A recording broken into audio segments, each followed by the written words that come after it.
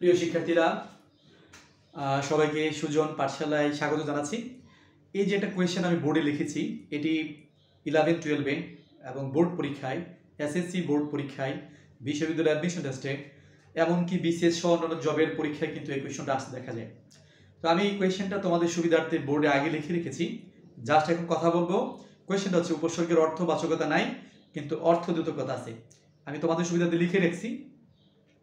তো খেয়াল করো, কোয়েশ্চেনটার দুইটা পার্ট। একটা হচ্ছে উপসর্গের অর্থবাচকতা নাই, মানে অর্থ নাই।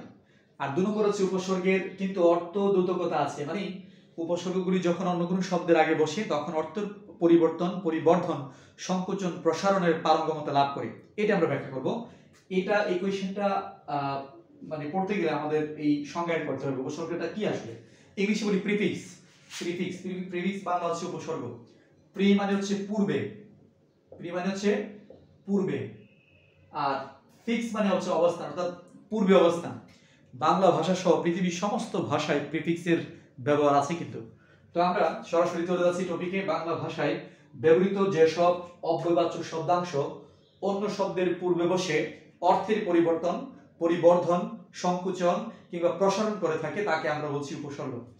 তো দেখো, এটা কিন্তু একটা অংশ আমাদের শেষ, মানে সংজ্ঞায়ন শেষ। তো এইটা ব্যাখ্যা করলে আমরা 3টা জিনিস পাই, মানে হচ্ছে এটাকে বৈশিষ্ট্য 3টা পাই। যেমন কি বললাম যে প্রথমেই নিজস্ব কোনো অর্থ নাই, মানে উপসর্গের নিজস্ব কোনো অর্থ নাই। 2 নম্বর বলছি যে শব্দের অন্য কোনো শব্দের আগে বসে। এরপরে বলছি অর্থের পরিবর্তন ঘটায়, অন্য কোনো শব্দের আগে বসলেই অর্থের পরিবর্তন ঘটাতে পারে। তো এটা ব্যাখ্যা দেওয়া যাক। ব্যাখ্যাটা আমরা একটা শব্দ লিখছি যে হার, একটা শব্দ। হার মানে নারী দেহের অলংকার বিশেষ, গলায় যে পরিধান করে আমাদের মেয়েরা, হার।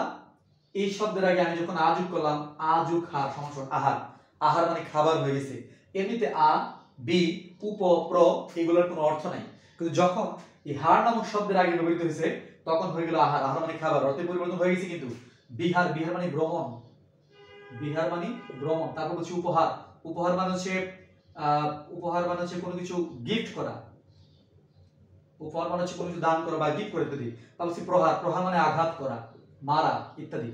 দেখো, এমনিতে আ, বি, উপ, প্র এগুলোর কোনো অর্থ নাই। অসংখ্য উপসর্গ আছে, তো এগুলোর কোনো অর্থ নাই।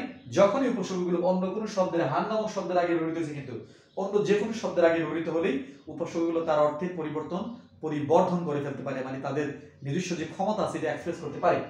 তো আমরা এইটা ব্যাখ্যা করার পরে খাতার মধ্যে লিখতে হবে যে উপযুক্ত আলোচনার পরিপ্রেক্ষিতে বলা যায় যে আ, বি, উপ, প্র এগুলোর কোনো অর্থ নাই, কিন্তু এগুলো যখন হার নামক শব্দের আগে ব্যবহৃত হয়েছে যথাক্রমে আহার, বিহার, উপহার, প্রহার এই শব্দগুলো তৈরি করছে এবং শব্দের অর্থের পরিবর্তন করে ফেলছে। এই জন্যই আমরা বলতে পারি যে উপসর্গের অর্থবাচকতা নাই, মানে কোনো অর্থ নাই, কিন্তু অর্থদ্যোতকতা আছে। কখন? যখন অন্য কোনো শব্দের আগে ব্যবহৃত হয়। সবাইকে ধন্যবাদ।